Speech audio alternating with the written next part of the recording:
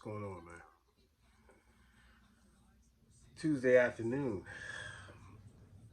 laid back. Just got back from the backyard. Got back in from the backyard. Excuse me. Um, Contemplating Black America. I'm just contemplating how Black America, um, how this whole thing with the beef with Drake and Kendrick Lamar, and just how Black America has angled this. And maybe the rappers are angled this too, but the song "They Not Like Us" is it's hot. It's an instant classic. Call it for what it is. It's an instant classic. It's a West Coast anthem. It's hot all through the clubs. It's hot all through the country. They playing on NBA cutaways and for commercials. I mean, they don't get no hotter than that. So it speaks for yourself, and you can use that as a barometer as to who won the beef. Uh, Last poll I looked at, it was like 82% Kendrick was winning the battle. So, you know, the public has spoken. Now, I'm sure there's still going to be diss records going back and forth, and the music has been phenomenal. Let's take a time out for the music. Let's give a golf clap for the music. The music has been phenomenal. Um, I got to give them their props because there's not a whack joint through this whole phenomenon, through this whole, this whole back and forth, this whole beef. So uh, the last, the Heart Part 6 by Drake, his last offering, arguably one of the, you know, if it didn't come under this atmosphere, but it's hard to say it did. I mean, it did come under this atmosphere. We all know that. But that song on its own can stand. That's to me that's a five. It's a 4.5 mic song. Uh, the way Drake is rapping on that, flawless. Um, Now, as far as the tenor of that tone, as far as Drake kind of like, just saying, kind of contemplating, whether he wanted to keep going, and whatever. So, uh, he that monologue didn't help him. I don't think. A lot of people already thought that there was more damage control or, as far as the accusations that Kendrick has slung towards Drake. So, um, you know, I think you keep going personally. Um, you regroup.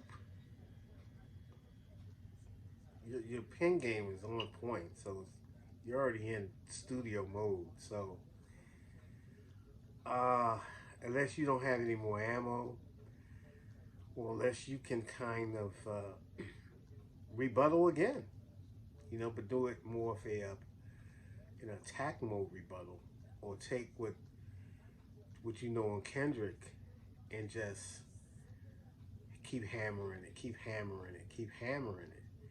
You know what I mean? Focus on Kendrick, um, because the music is there. We're not arguing about the music. It's just, hey, they going with who they think is hot. I mean, he's got 4 songs in this 1 week in the top 10. I mean, that's all you need to know. You know what I'm saying? Congratulations to Kendrick. I mean, you can't hate on that, bro. It doesn't get any better than that. Batting what 400? I mean, so that's phenomenal. And what we're witnessing, and we're caught up in, I'm sucking it in. I'm just like, I'm thinking about the beef all day long. You know what I mean? It's I hear a song, or I'm you're on the internet or you're on your phone, and the beef comes up, the song comes up, and I think Meet the Grams was the tipping point. Um, as far as the song, I said, to me it was dark. Uh, I thought Kendrick did a phenomenal job on the song, to be honest with you. Hitting all his points, shocking points. He executed the song very well. He executed his delivery, the plan, the flow. He did a great job. You know what I mean? So that's going to be a classic, man. And so, like I said, the music, even Drake's Tailor Made that he took down. And yeah, he had the AI, and it did what it needed to do. It caused controversy. It was effective. Now it kind of backfired because the Tupac estate and a lot of people kind of, like I said, with the controversy, you get that. And so Drake decided to take it down. And Tailor Made, the Push Up, that's a good joint. His latest, and Family Matters. These are all tight joints, man. But that Kendrick wave is drowning them songs out right now. Now we'll see as the chorus goes on. Of course, Drake's gonna always chart. We know this, but those songs are good enough to stand on its own in any setting. Yes, it's the beef or whatever. You can rebut it. I mean, but let's not front. Let's not act like Drake didn't do his thing. I'm no Drake apologist, but I'm keeping it real. I gotta be real. You know what I'm saying? I'm looking at it from an objective point of view. And I like those songs. I think America likes those songs. But the Kendrick effect, it overwhelmed it, which puts him in the lead. What puts him right now, he won the battle based on the fact that his music made more of an impact. Not saying it was better. I mean, you could debate. That can be debatable. That's going to be debatable for years to come. You know what I mean? They're still debating the Nas joint, the Nas and Jay-Z, but you could debate. Lyrically, you could debate. There's genuine debates. But public opinion sways the momentum. It moves the needle. And I think the more commonly that people agree on certain aspects of where the beef and what record and how the record, what they felt and what they was thinking, and then Kendrick keeping the pressure up, hit 2 more times that within 48 hours. That was it. That was it. And then hit with yeah. And then that like us, the West Coast nuclear bomb. It was game, set, and match. So now it's Drake's turn, right? It's Drake. No, it's Kendrick. If Kendrick wants to respond, because Drake put out the Heart Part 6.